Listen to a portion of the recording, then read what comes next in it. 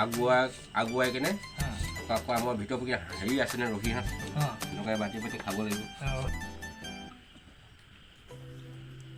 লাহে লাহে বান্ধৈ বিহু কোনে ফালে আহে, পূবে কি পশ্চিমে উত্তৰে দক্ষিণে বিহু চাৰিও ফালে আহে, বান্ধৈ বিহু চাৰিওফালে আহে।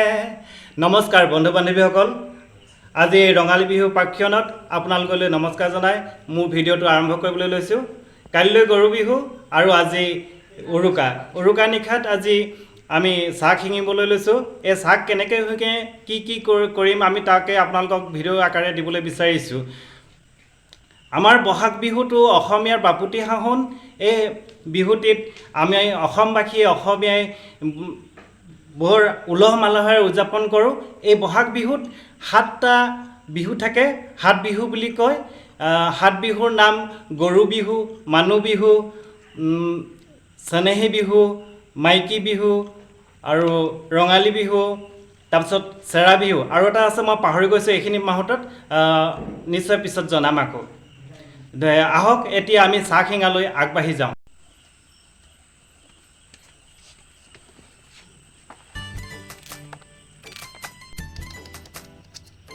কেৰেলা কাটিছে।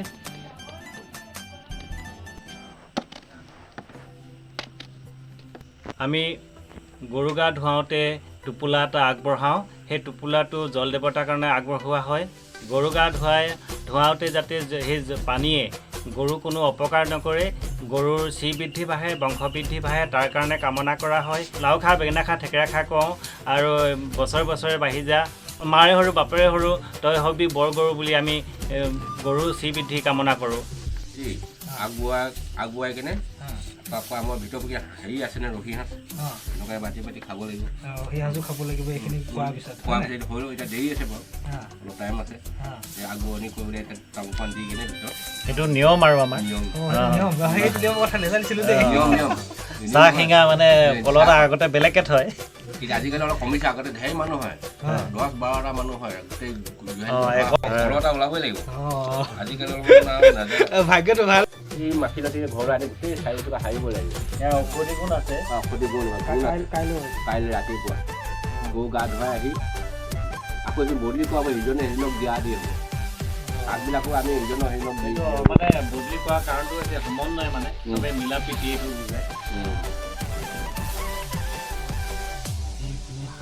ৰহি সাঁজ একদম পিয়ৰ আহি গ'ল।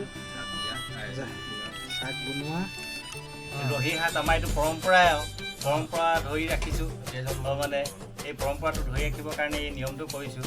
তাৰমানে আজিকালি বেমাৰী হৈ পৰিছেতো, ইমান বেছি খোৱা নহয় এই সাঁজটো, অলপ এনেই ধৰিছোঁ, নিয়মটো কৰিছোঁ।